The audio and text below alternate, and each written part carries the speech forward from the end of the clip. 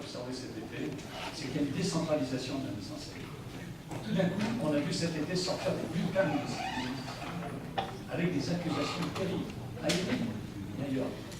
Et on le voit se développer. C'est l'affaire des deux tracts de l'Église, du tract de la section PS et du tract anonyme, en même temps, mis en scène, utilisé par le maire. Et on va le lier aussi au tourisme que Dupont-Aignan et le maire de Vigneux ont fait dans le mouvement de Vigneux, en convoquant en force ce journaliste caméra et les familles qui les voyaient passer complètement en dehors du coup affolés,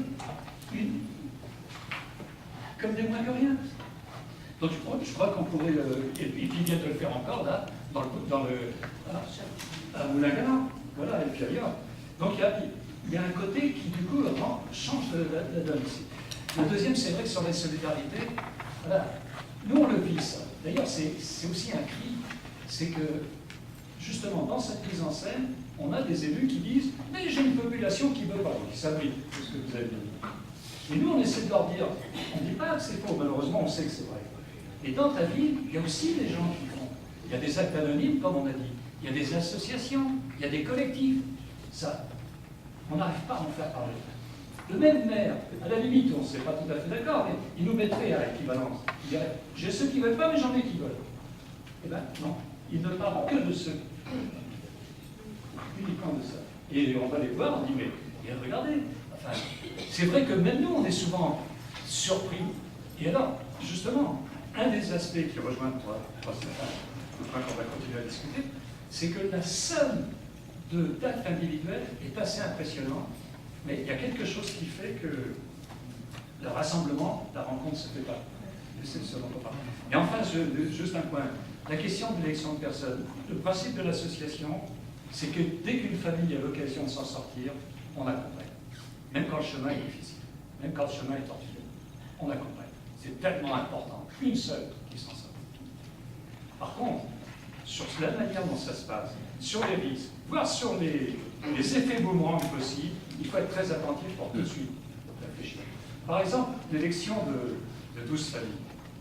Bon, très franchement, ces 12 familles, elles n'avaient pas besoin qu'on les élise, il suffisait on les connaît nous, hein, il suffisait d'en donner des droits, et elles n'avaient pas besoin de nous pour s'en sortir. Et elles n'ont pas besoin du système qui se met en place pour s'en sortir. Du coup, on se dit, ils sont en train de monter une opération où ils vont prendre ces gens qui sont bien souvent dans les plus actifs, dans les plus pour démontrer qu'ils font.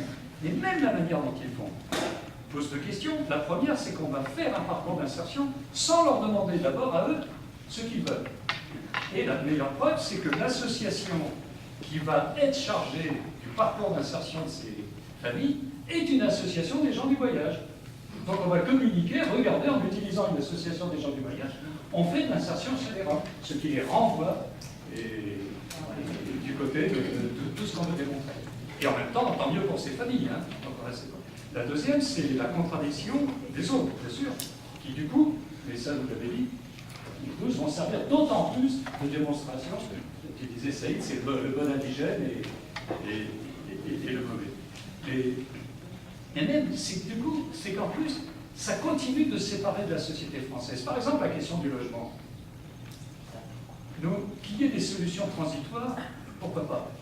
La question première, c'est le droit au logement pour tout le monde. Et tant qu'on refusera d'intégrer la question du droit au logement de ces quelques milliers de familles rurales dans la bataille générale du droit au logement de l'ensemble des mal logés de ce pays, on ne s'en sortira pas. Mais pire que ça, c'est qu'il nous semble, cette proposition-ci, c'est que là aussi, ça joue du mode de pensée. Accepter un défaitisme sur l'idée que 20 000 Roms ne pourraient pas entrer dans un droit au logement normal, c'est au bout du compte une défaite pour les 2 millions de mal logés. Si on ne peut pas pour 20 000, on ne peut pas pour 2 millions. C'est clair. Et donc on a aussi besoin de reconstruire ça, y compris dans la manière dont on se félicite de parcours d'insertion. Nous-mêmes, on peut se faire piéger. Attention, donc, très bien, s'il y a des solutions transitoires. Continuons de nous battre.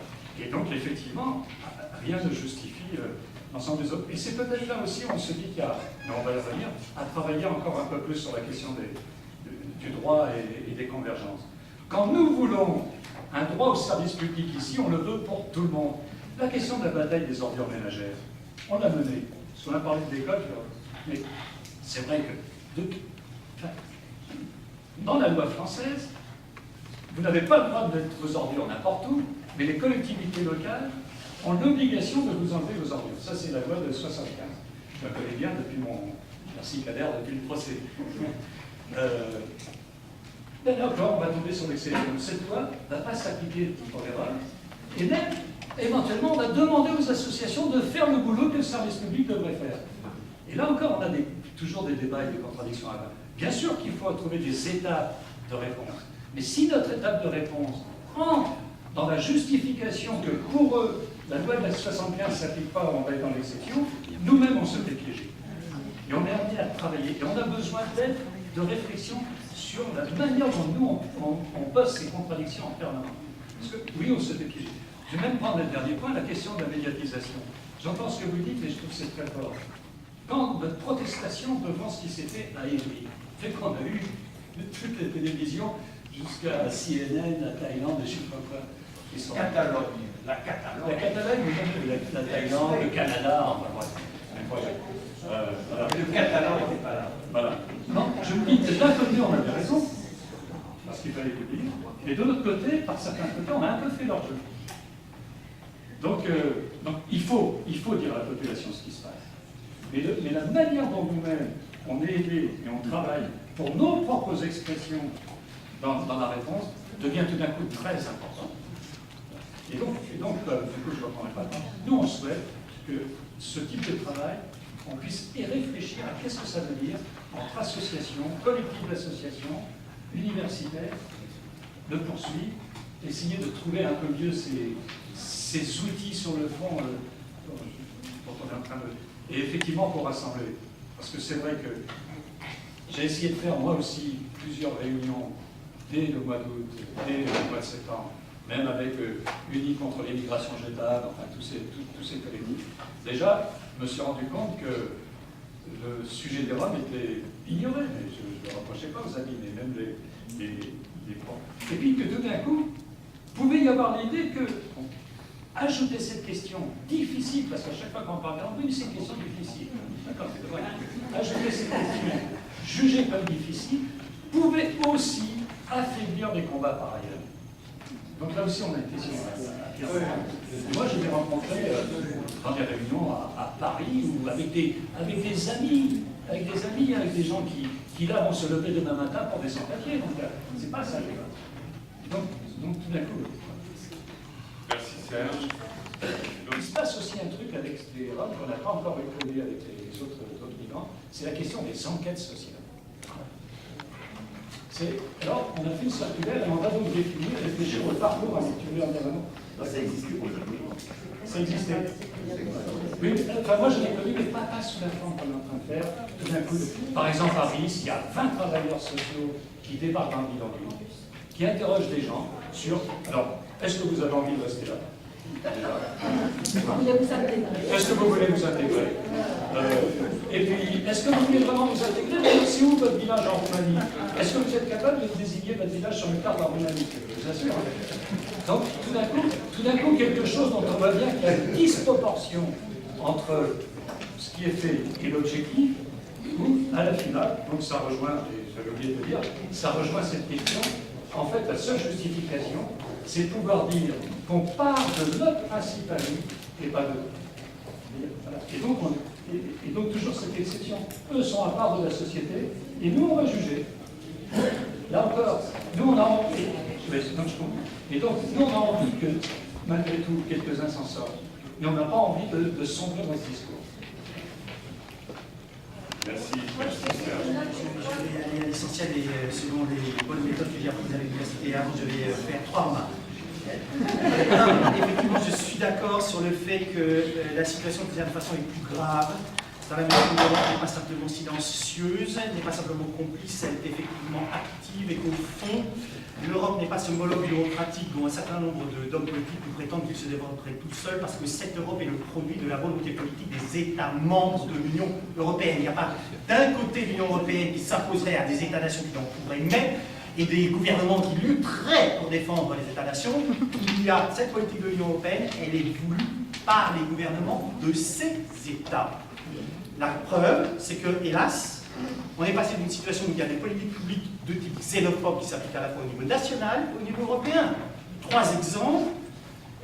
La circulaire de la honte, de ce point de vue-là, qui augmente, 1, la durée de la rétention, 2, qui permet d'expulser des mineurs dans ce qui est convenu ou supposé être leur pays d'origine, 3, qui rétablit ce qui avait disparu au niveau national et qui réintroduit au niveau européen la double peine, puisque c'est la circulaire de la honte qui prévoit la possibilité d'expulser des étrangers en situation irrégulière et de faire en sorte que ces étrangers expulsés soient interdits de séjour pendant une durée de 5 ans sur l'ensemble des territoires des États membres de l'Union.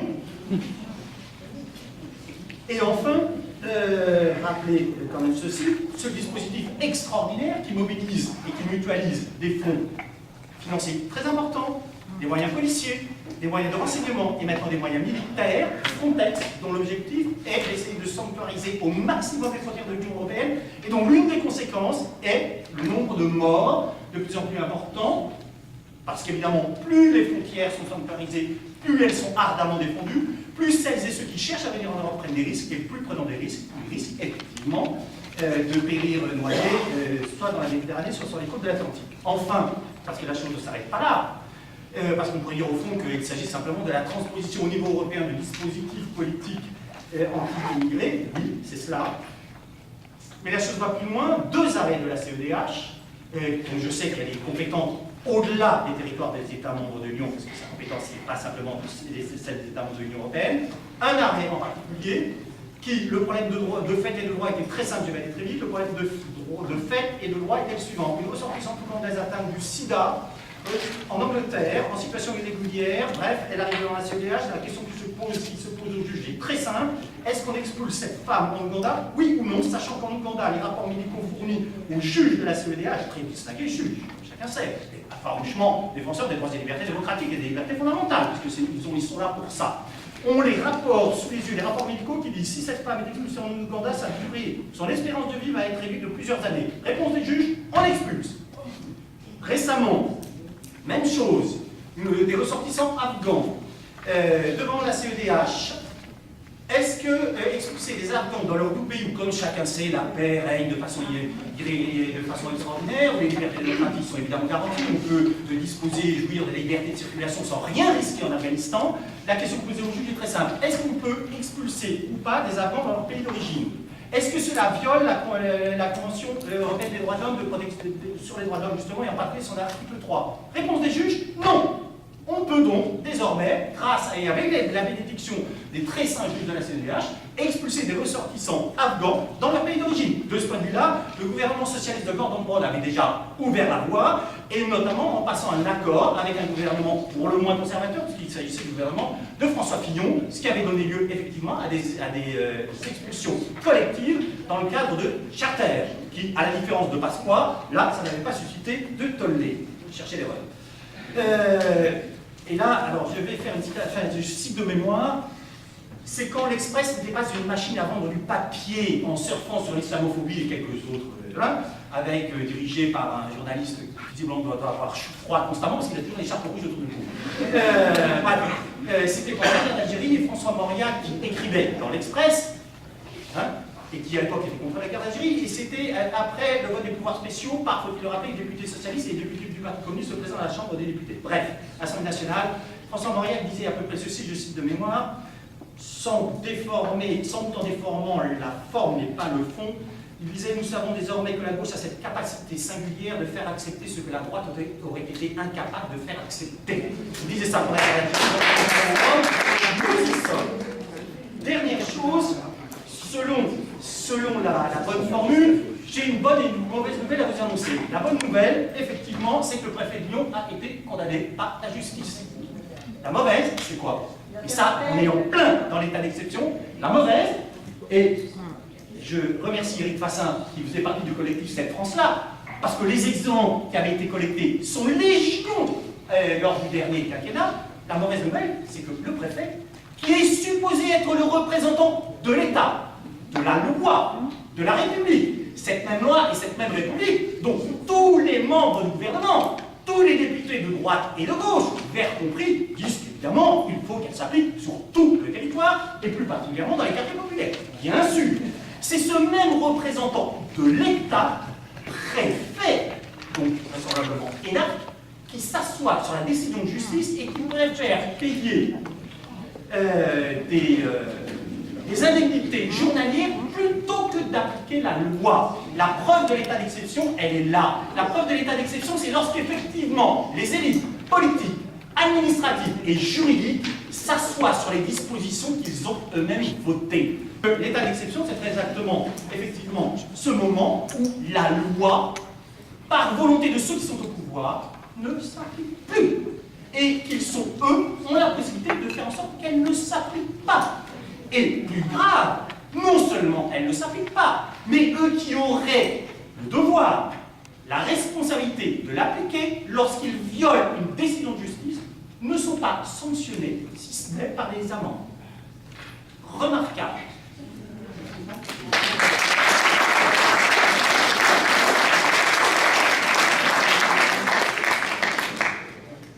Je maintiens malgré les 2-3 interventions insistantes, et c'est une vraie divergence entre nous, mais une divergence qu'il faut qu'on insistant sur l'ampleur des gestes de solidarité existants, etc. Je crois que si nous voulons être en mesure de réagir à la stratégie qui est en œuvre, il faut prendre la réalité telle qu'elle est. Et la réalité telle qu'elle est, c'est aussi une augmentation du racisme réel et du racisme anti-Rome réellement. Et je pense qu'à ne pas le prendre en compte dans toute son ampleur, on risque de... on a tous besoin de se rassurer, mais on risque de rater une partie de la réalité. Alors comment... c'est pas qu'il y a un...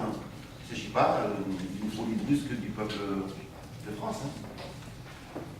Nous avons tous, les uns et les autres, en tant que militants, en tant que sociologues, en tant qu'historiens, été amenés à parler ces dernières années des choix économiques qui ont été faits. Tous, nous avons montré les conséquences que vont avoir ces choix économiques.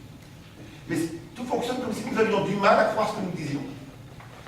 Comme si nous avions du mal à croire que ces choix économiques créent réellement un processus de paupérisation massive, un processus de précarisation massive dans les quartiers populaires, et que ça a des effets sur le rapport au monde.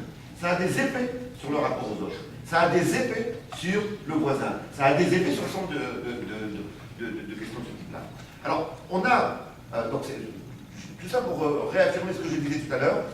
Dans nos combats militants, il y a à la fois besoin de prendre en compte l'appareil d'État, mais à nous poser la question, et là-dessus je me ferai grave chien, sur qu'est-ce qu'on constitue par en bas comme contre-société.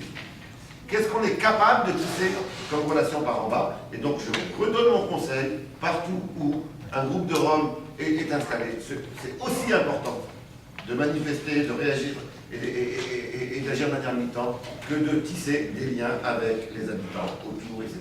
C'est aussi important parce que c'est comme ça que se créent les bases de la résistance. Or aujourd'hui, c'est un des pans du travail qui est complètement sous-estimé. Le second point que je voulais souligner, c'est que quelle est la stratégie de ce gouvernement? On a parlé de... Je partage assez fortement ce qui était dit par les uns et les autres. Je voudrais juste insister sur le fait qu'une stratégie, c'est pas forcément quelque chose de complètement conscient. C'est une logique de fonctionnement, basée sur des intérêts, basée sur les conclusions d'un choix à un moment donné. Et aujourd'hui, on a un gouvernement, je m'en fous, qui pense sincèrement ce qu'il met en œuvre, ou qu'il pense bien faire, etc. On a un gouvernement qui est coincé dans un étau. Le premier étau, c'est que sa logique ultralibérale qui a été choisie, la non-remise en cause des choix antérieurs, l'amène à ne pas pouvoir, parce que ça pas forcément faire céder quand même, ne pas pouvoir céder sur toute notion de droit collectif, sur toute notion de droit commun. La seule manière de céder pour lui, c'est de faire des exceptions, c'est le cas par cas pour les sans-papiers, c'est les 12 familles roms en termes de trajectoire, c'est la notion de droit. Et c'est beaucoup plus large que les étrangers. Hein. Ça renvoie aussi au contrat de travail, ça renvoie aux conventions collectives. Cette logique ultralibérale, il y a cette idée que si je cède sur un point, si je cède sur 20 000, ils vont s'appuyer là-dessus pour m'en demander plus. Et d'ailleurs, bon, vous avez pu voir ma tête dans les médias, puisque j'ai été occupé de siège participiste à propos des sans-papiers, et la réponse qui nous a été faite, c'était effectivement ça. On ne nous a pas dit vos revendications sont exagérées. On nous a dit, si on cède pour vous, qu'est-ce que ça va constituer? Et donc on a, ça c'est la première première branche de l'étau. Et la seconde branche de l'étau, c'est qu'il y a besoin d'invisibiliser ce que cette politique constitue. Et c'est parce que cette politique, elle constitue une condition. Hein. Et je suis d'accord avec Olivier, ce qu'il disait tout à l'heure, la figure du paria. Moi, dans un texte récent, je parlais de subalterne, parce qu'on a encore le terme de Gramsci, parce qu'on a là toutes les caricatures et de la pauvreté, et de l'errance, et de l'absence de parole. Et de l'absence de parole, de droit à la parole. Et bien ça, il faut l'invisibiliser. Je pense que le moteur, la logique de tous les actes qui sont mis en œuvre, c'est l'invisibilisation. Et donc ça nous pose la question, des questions redoutables au niveau militant, face à l'inflation, comment on fait? Et une des manières de repérer jusqu'où ça peut aller, c'est d'aller regarder du côté de nos voisins. Même si comparaison n'est pas raison et qu'il ne s'agit pas de dire que c'est la même chose, mais les mêmes logiques peuvent nous aider à voir jusqu'où ça peut aller. Quand je dis comparaison n'est pas raison, c'est que ça dépend après des rapports de force, ça dépend des circonstances particulières, etc. On en est où en Italie? La question. On en est où? Les deux maires antérieurs, centre-gauche, à l'extrême droite, centre-gauche. L'un met en avant, alors j'ai les camps nomades.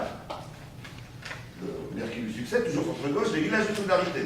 Le maire berlusconien qui arrive après, il institue des camps. Avec des grilles de 8 mètres.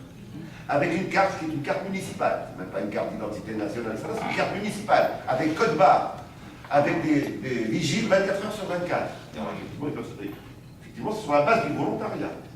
On peut refuser d'aller dans ces camps. Et si on refuse, on peut être expulsé. Cette logique-là, alors bien sûr, ces camps sont à plusieurs kilomètres des grandes villes. On les éloigne de manière invisible. Il faut vraiment qu'on s'interroge sur la capacité en pleine démocratie à créer des espaces, y compris territoriaux, qui seront des espaces de non-droit ou des espaces de droits différents. Et je pense que ça, ça devrait tous nous interpeller sur le fait qu'on a vraiment besoin, vous aurez compris que ma priorité, ce qui ne veut pas dire que le reste n'est pas important, c'est de comment on va visibiliser politiquement cette question. Face à l'invisibilité construite, il faut construire une visibilité politique. Et je terminerai, même s'il y a encore beaucoup de choses à dire, je terminerai juste en rappelant ma phrase du début. J'ai pas trop peur en ce moment du bruit des votes, j'ai peur du silence des voix.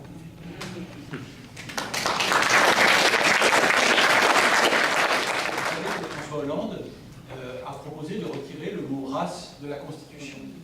Il me semble que ce qui est en train de se passer est en train d'introduire la race en Europe et singulièrement en France. Et je voudrais l'expliquer maintenant.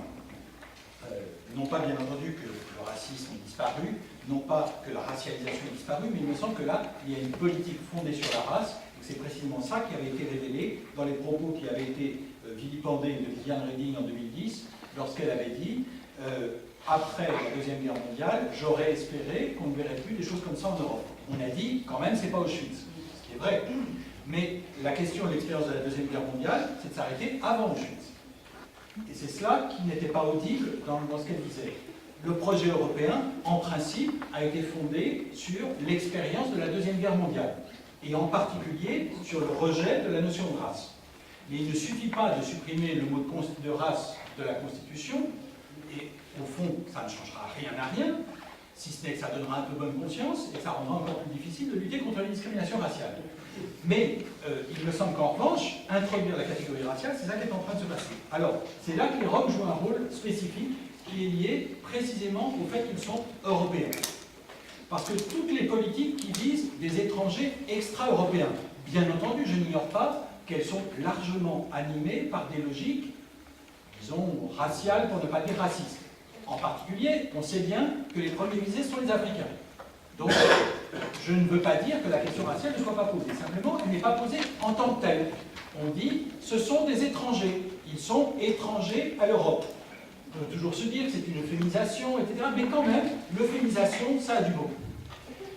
Comparativement. Donc, qu'est-ce qui se passe autour des Roms? C'est que, en fait, comme chacun sait, ils sont européens. Et que leur statut d'exception est de moins en moins justifié d'un point de vue juridique, et donc il devient de plus en plus nécessaire d'un point de vue politique. C'est précisément parce qu'ils font de plus en plus partie de nous qu'il devient important de les traiter comme des « eux ». C'est ça la logique. Donc il me semble que c'est non pas bien qu'ils soient européens, mais c'est parce qu'ils sont européens que les Roms sont aujourd'hui traités de manière spécifique. Pourquoi? Parce que on parle de moins en moins de les expulser, paradoxalement. Les étrangers extra-européens, on les expulse. Et après, on fait des chiffres, etc. Mais là, on voit bien que c'est un peu compliqué, puisque ça devient de plus en plus problématique du point de vue du statut de citoyen européen. Donc, vous avez remarqué que, par exemple, on renonce même à donner des primes de départ, non seulement parce qu'ils reviendraient, mais aussi parce que le problème n'est pas de les faire partir de cette manière-là, mais c'est qu'ils partent d'eux-mêmes. C'est ça la logique. Et le titre qui a été annoncé, autodéportation, en fait, je n'aurais pas dû utiliser le terme d'autodéportation qui prête à malentendu en français, c'est une traduction de l'anglais de ce qui est utilisé par les républicains aux États-Unis comme self-deportation. On pourrait le traduire pour éviter toute ambiguïté, auto-expulsion. C'est-à-dire, c'est quand même mieux si les gens s'expulsent eux-mêmes. Ça nous facilite la vie. Et en particulier d'un point de vue juridique. Donc ça veut dire quoi? Ça veut dire qu'aux États-Unis, les républicains, au lieu de dire on va expulser des Mexicains et autres latino-américains à tour de bras, ils disent non, non, pas de problème, il y en a 11-12 millions, très bien, on va simplement leur ôter tous les droits sociaux. Donc on va leur rendre la vie impossible. Y compris, bien sûr, l'expulsion peut être une des solutions, mais c'est une solution parmi d'autres. Il y a tout un éventail de possibilités. Et il me semble que c'est ça qui est en train de se passer autour des populations roms en France. La première stratégie d'action politique aujourd'hui, c'est le harcèlement. C'est-à-dire que ça n'est pas l'expulsion. Donc là, c'est là qu'il y a une spécificité aujourd'hui de la question rome qui me paraît directement liée au fait que les Roms sont européens. C'est parce qu'ils sont européens que si on veut s'en débarrasser, le mieux, si j'ose dire, c'est de les harceler. Mais donc, si on les harcèle, normalement, on n'a pas le droit. La police n'est pas là pour harceler les gens. Les municipalités ne sont pas là pour harceler les gens. Mais si on le fait, une fois qu'on le fait, il faut bien se dire que comme nous vivons en démocratie, comme l'Europe est fondée sur l'héritage de la Deuxième Guerre mondiale, comme nous respectons les droits de l'homme, ben ça veut forcément dire que si on fait ça à des gens, c'est qu'ils ne sont pas de la même espèce que nous. S'ils étaient de la même espèce que nous, on ne pourrait pas les traiter comme on les traite. Donc, ils doivent être d'une autre nature. C'est ça la race. La race, c'est de considérer qu'il y a des gens qui sont d'une autre nature. Mais ce n'est pas par racisme.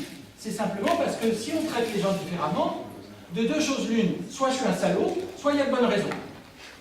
En général, on choisit la deuxième option. Donc je crois qu'on est en train de recréer la catégorie raciale.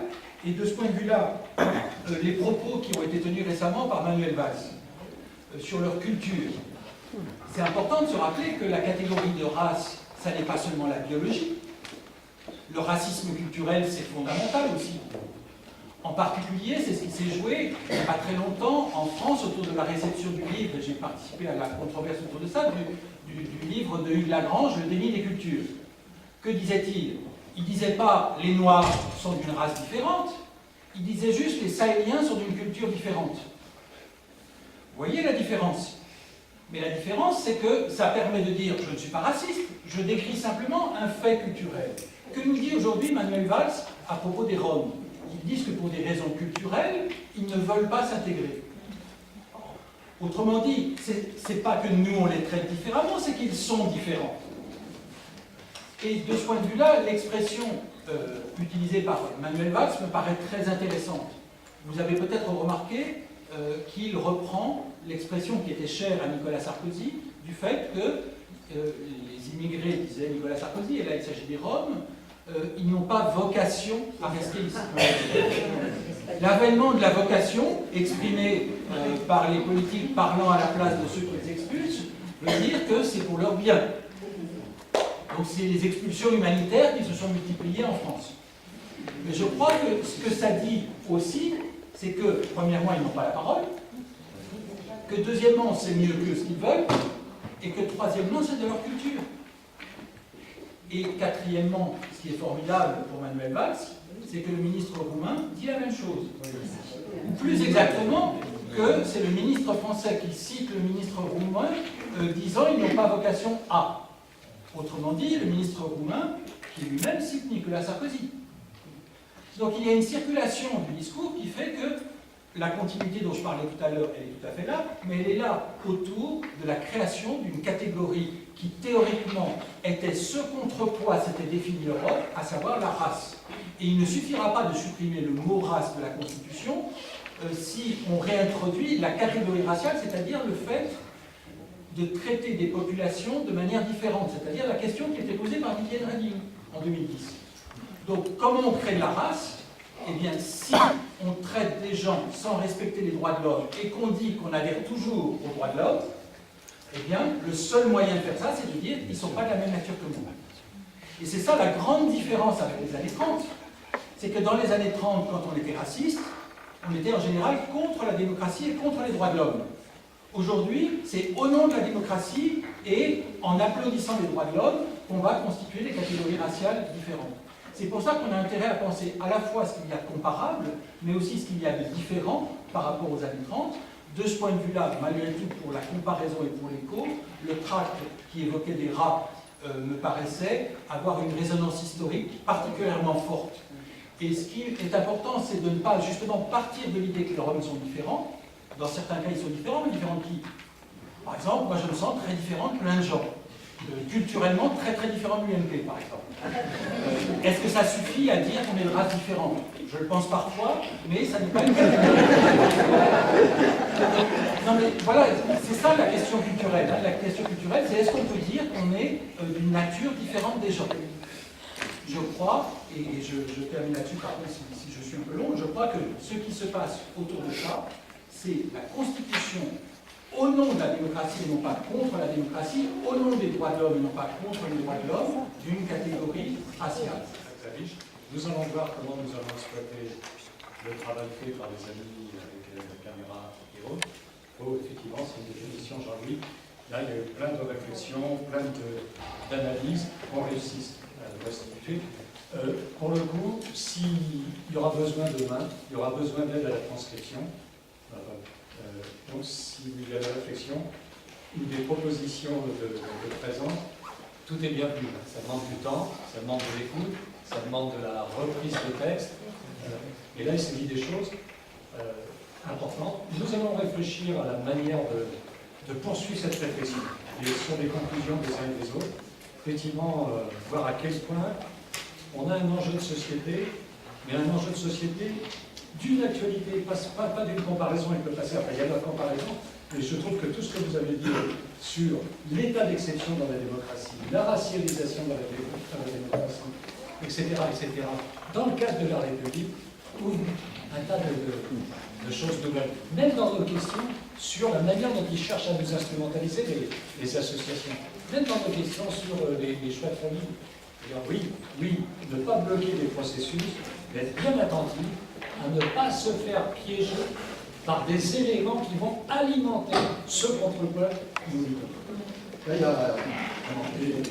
Et comme les mots de République, tout le monde en a plein la bouche, et sans doute d'autant plus d'ailleurs. Comme les mots de démocratie, tout le monde en a plein la bouche, et donc l'expression a été reprise, envoyée cet été, c'est cette conception des expulsions humanitaires pour le bien des gens.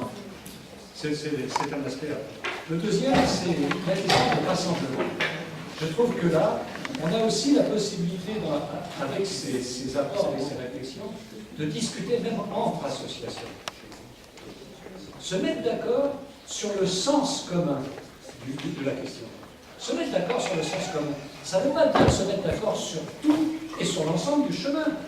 On peut, entre associations, avoir des débats, d'abord parce que nous sommes des associations différentes, parce que nous sommes des organisations syndicales, politiques différentes, avoir des débats sur le processus. Mais est-ce que nous pouvons nous mettre d'accord sur le sens qui nous intéresse tous, et donc avoir un travail qui permette de rassembler, tout en permettant à chacun d'être ce qu'il est.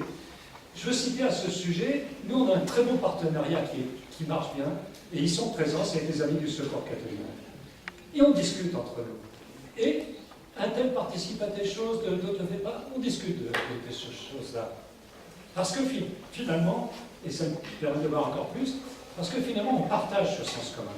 On sait qu'au bout du compte, nous sommes là non seulement pour l'humain, mais nous sommes là aussi pour cette question de république, de démocratie, pour ce droit à l'égalité, pour le fait que tout le monde a droit à l'ensemble des droits et des services publics, et on emprunte ce chemin. Et peut-être c'est un des aspects qu'il va nous falloir discuter sur le retour de Cédar Kader et d'autres, y compris dans nos rencontres nationales d'associations.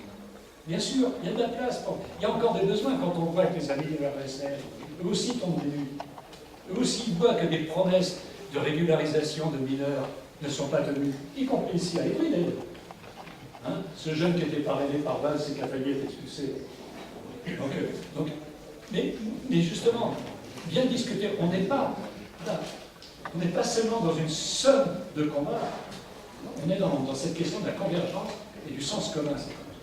C'est peut-être un des aspects. Alors très concrètement, effectivement, toutes les initiatives, cette pétition, cette lettre, ce que disait Michel et d'autres, il y a aussi, faites-la circuler, moi j'ai trouvé, tous on a trouvé très émouvante la lettre de Greta, qui permet d'accompagner la proposition même de lettre à Hollande. Nous nous posons la question, la proposition a été faite d'initiatives concrètes de rassemblement, et c'est vrai que ce lieu, ici, cette question de la place des droits de l'homme, nous nous posions même la question d'une manifestation de nouveau. Actuellement, la grande difficulté que nous avons, c'est l'éclatement et la dispersion qui était faite avec cette suite d'expulsions. Mais la question reste posée. Nous nous posons aussi la... Et c'est vrai que sur cette manière de travailler un peu plus en direction de l'opinion, c'est peut-être encore une chose... Voilà, peut-être qu'il y a... Très franchement, c'est un des sujets qu'on essaie de travailler. Mais comment ce sujet, on le rend public? C'est-à-dire qu'on n'en fait pas un entre-soi d'association ou un entre-soi entre nous et les familles roms. Et là aussi, il y a un grand débat. Mais comment faire en sorte que tous nos actes soient d'une manière ou d'une autre, par la voie du contact de terrain, par du travail, de la presse, etc., des actes publics qui disent autre chose est possible, d'autres rapports sont possibles, d'autres relations sont possibles. Et conclurai donc là-dessus. Mais c'est vrai que pour le coup, justement, rendre l'acte public non pas comme un acte de générosité, de beauté, même si ça nous fait... C'est vrai que les amis de Rome, on en a là, on pleure en ce moment de voir les enfants de l'école. Mais pas seulement cet acte de générosité, cet acte qui donne du sens à toute la population. On ne vous parle pas seulement des Roms, on vous parle de vous. On vous parle de l'avenir de vos enfants, on vous parle de l'avenir de votre République, on vous parle de l'avenir de notre démocratie. Donc ça, je crois que là, il y a des choses très fortes, et encore merci.